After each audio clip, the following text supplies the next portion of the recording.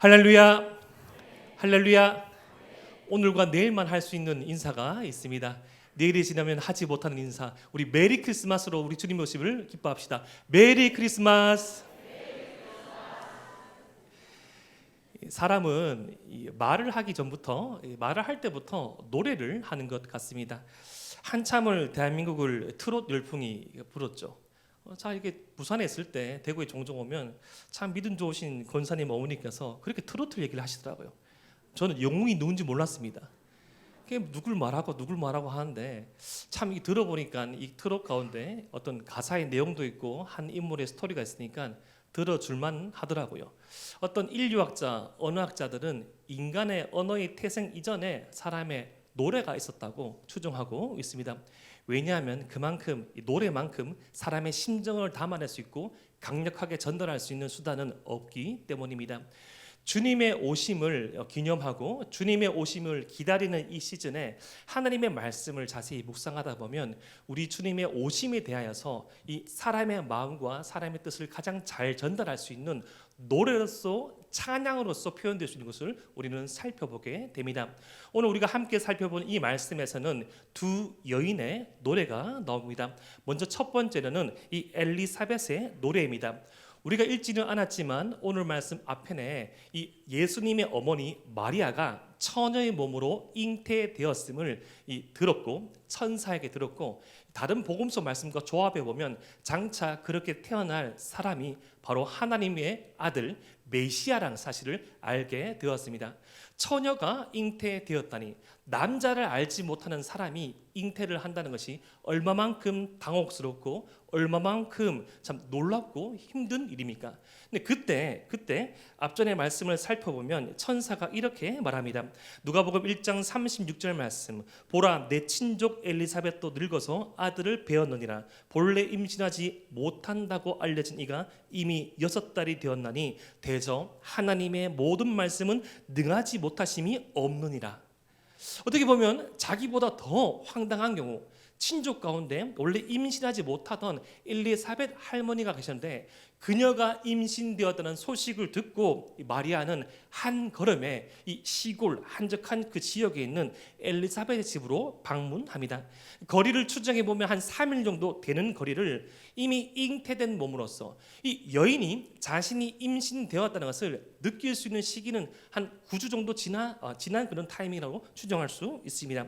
그렇게 자신의 친족 할머니 엘리사벳의 집을 방문하였을 때 엘리사벳과 태중의 아이가 이 성령으로 충만하게 됩니다. 41절 말씀 보니까 엘리사벳이 마리아가 문안함을 들으며 아마도 이렇게 인사했겠죠. 엘리사벳 할머니 저 왔어요. 할머니 저 왔어요. 집을 들어갈 때 사택 밑에 번호를 누르고 위에 번호를 누르면 밑에 번호 누를 때부터 아이들이 압니다. 쿵당쿵당쿵당거리는 거죠. 두 번째 집 현관을 들을 때 다 보이는데 숨어 있습니다. 그러면서 와 놀래키는데 이미 다 알고 있지만 우와 하면서 이렇게 놀래키는 당할 때가 많이 있습니다. 지금 그런 식으로 더 인격적으로 문안하고 있는데 지금 할머니 저 왔어요라는 이 마리아의 문안에 어떻게 문안하는가 하면 아이가 복중에서 뛰놉니다. 이 표현은 신약 성경에서 한 2번 정도 나온 아주 희귀한 표현입니다. 그냥 뛰어놀고 발길질하는 정도, 임신 6개월 정도 되었던 그 태중에 있던 아이가 발길질하는 것이 아니라 막 뛰는 겁니다.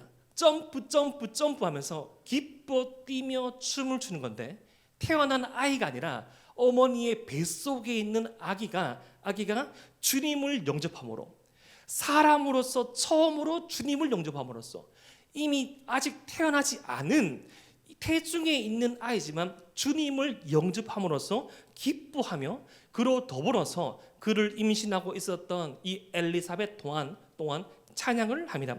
그 찬양이 누가복음 1장 42절부터 45절 말씀에 나와 있습니다. 이 마리아에게 엘리사벳은 두 가지가 복되다고 말하는데 첫 번째는 주님의 어머니이기 때문에 복되다고 합니다. 어쩌면 성령으로 잉태되었다는 이 일상적이고 합리적인 사람의 이성으로서는 이해할 수 없는 상황 가운데 주님의 어머니를 잉태하였다는, 사람의 형편으로 봤을 때는 가장 힘들고 처참하고 비참할 수 있는 상황에서 주님이 함께함으로 말미암이 은혜라는 것을 엘리사벳은 선포하고 있습니다. 사랑하는 대동의 성도 여러분, 이 찬양의 자리, 이 함께 모인 이 자리에 각양각색의 형편과 상황 가운데 나올 수 있지만 주님이 우리와 함께심은 복되심을 믿으시기 바랍니다. 우리의 형편이 어떠하든지, 우리의 건강이 어떠하든지, 우리의 선택의 결과물이 어떠하든지 주님이 우리와 함께 하실 때 복됩니다. 두 번째로 엘리사벳은 이 마리아를 향하여서 말씀을 믿음으로 복되다고 축복합니다. 사람의 이성으로 받아들일 수 없는 그 성령으로 잉태됨을 마리아가 하나님의 말씀이기 때문에 믿었기 때문에 그것이 복되다고 말합니다. 사랑하는 대동의 성도 여러분, 2024년도라는 새로운 책의 첫 페이지를 연 것이 어제 같은데 이제 마지막 페이지가 10페이지로 남지 않은 이 시점 가운데 많은 눈물과 많은 기쁨과 많은 어려움들이 우리의 예상과 우리의 선택과 우리의 의지와 우리의 노력을 벗어나서 많이 일어났지만 그보다도 많은 선한 일들이 하나님의 말씀을 믿음으로, 하나님의 말씀을 따라감으로 우리 가운데 처렸음을 믿으시길 바랍니다. 항상 주님의 말씀을 따라가는 그 삶은 우리의 능력과 우리의 조건과 우리의 준비를 넘어서 채워집니다. 가장 비참하고 가장 힘들고 이스라엘 땅에서 어쩌면 부정한 여인으로 몰려서 죽을 위기에 처할 수 있는 이 마리아에게 엘리사벳은 하나님의 말씀을 대언하여서 주님의 말씀을 믿는 너의 삶이 복되다고 말씀합니다. 오늘 이 자리에 하나님의 말씀을 믿음으로 걸어왔지만 예상치 못한 환난과 혼란 가운데 있을지라도 주의 말씀이 함께하신 우리 모든 성도들에게 주의 복이 있음을 믿으시길 바랍니다. 이 찬양을 듣고 마리아가 답각을 하지요. 이것은 아주 유명한 서양의 찬가로서 마그니피트라고 열리지는 찬양입니다. 내 영혼이 주를 찬송함은, 내 영혼이 주를 찬양함은 내 마음이 하나님 내 구주를 기뻐하였으므로, 첫 번째, 자신의 정체성을 요정 노예라고 말합니다. 어쩌면 이 처녀로서 잉태한 이 삶이 비참하고 비로하고 어려워 보여서 아무것도 할 수 없는 이 상황 가운데 가장 이스라엘에서 비참한 동네 나사렛에서 요셉과 약혼하였지만 정혼하기 전에 임신한 이 몸으로서 겪을 수 있는 이 어려움 가운데 주님께서 이 여종의 비천함을 돌보셨음을 먼저 찬양합니다. 마리아의 찬양이 가능했던 이유는 엘리사벳의 찬양이 있었기 때문입니다. 엘리사벳과 그의 태중에 있었던 세례 요한을 하나님께서 성령 충만함으로 찬양함으로 찬양이 찬양을 낳는 겁니다. 교회는 찬양이 넘쳐납니다. 오늘은 특별히 이 소수의 어른들이 참석하고 다수의 주일학교 학생들이 참여하지만 원래 이 주일학교 발표가 아니라 온 성도의 발표회죠. 우리 주님의 나심을 어린아이만 찬양한 것이 아니라 주일학교 학생만 찬양한 것이 아니라 여기서 앉으셔가지고 함께 우리 모두가 찬양 드린 겁니다. 찬양이 찬양의 답가를 낳습니다. 하지만 반대로 찬양이 아닌 사람을 노래하고 사람의 감정을 해치고 사람의 감정을 공격하는 말들은 또 다른 공격과 사람을 위한 찬가를 낳게 됩니다. 오늘 이 말씀을 통하여서 찬양이 찬양을 남을 바라봄으로써 우리 대동교회가 주를 찬양함이 넘쳐나는 교회 되시기를 주님의 이름으로 축복합니다.